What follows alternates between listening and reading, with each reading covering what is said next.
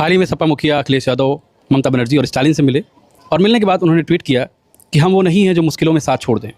इस समय इंडिया गठबंधन विचारधारा की सबसे ज़्यादा क्राइसिस झेल रहा है। कभी ममता बनर्जी पश्चिम बंगाल में कांग्रेस और इंडिया गठबंधन के अन्य दलों को एक सीट भी नहीं देती हैं। कभी स्टालिन कांग्रेस को सीट शेयरिंग तो करते हैं लेकिन सरकार में हिस्सा नहीं देते हैं। कभी कांग्रेस टीबीके के साथ मिलकर डीएमके का साथ छोड़ देती है। ये सब विचारधारा की क्राइसिस की वजह से हो रहा है। इस वीडियो को बहुत ध्यान से देखिएगा। जब कैपिटलिज्म बहुत क्राइसिस में आता है, यानी पूंजीवाद जब संकट में आता है, तो वो रेडिकल फोर्सेस को अपने साथ लेकर चलता है।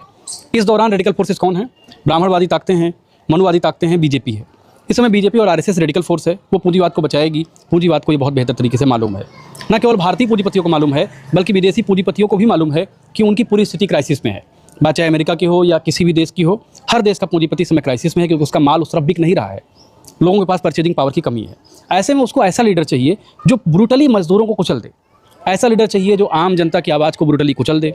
ऐसे में नरेंद्र मोदी बहुत मुफीद चेहरा है। आरएसएस बहुत मुफीद संगठन है। और अगर आरएसएस और मोदी का मुकाबला आपको करना है तो आपको आइडेंटिटी पॉलिटिक्स की पिच पर आप उसका मुकाबला नहीं कर पाएंगे। आप जाति की पिच पर, धर्म की पिच पर मुकाबला नहीं कर पाएंगे। आप फांसीवादी ताकतों का मुकाबला तभी कर सकते हैं जब विचारधारा में बहुत क्लियर हों और त्याग करने के लिए तैयार हों। ये त्याग जनता के लिए हो, आपकी कुर्सी बचाने के लिए ना हो।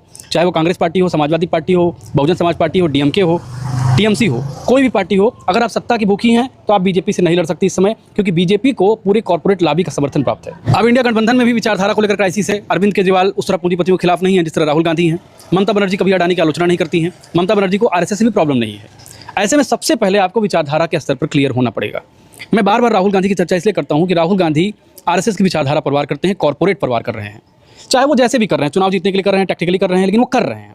और बहुत क्लियरली ये दिख रहा है कि राहुल गांधी कॉर्पोरेट का जो सेंट्रलाइजेशन है, कॉर्पोरेट पूंजी का जो सेंट्रलाइजेशन है, उसके खिलाफ बात कर रहे हैं। ऐसे में इंडिया गठबंधन को सबसे महत्वपूर्ण चीज़ ये करना चाहिए कि अपनी विचारधारा क्लियर करनी चाहिए। और विचारधारा के लिए ये भी क्लियर करना चाहिए कि छोटे मोटे सेक्रीफाइसेज आप कर पाएँ। 2-4 सीटें इधर जाएँ, 2-4 सीटें उधर जाएँ, तब आप बीजेपी का मुकाबला कर पाएंगे। क्योंकि ये बहुत विकट स्थिति है भारत में। ऐसे में एक हो जाइए, तोड़ फोड़ मत करिए, तब जाके बीजेपी का मुकाबला कर पाओगे। वरना आप मान लीजिए कि 10-20 साल सत्ता में आप नहीं आने वाले।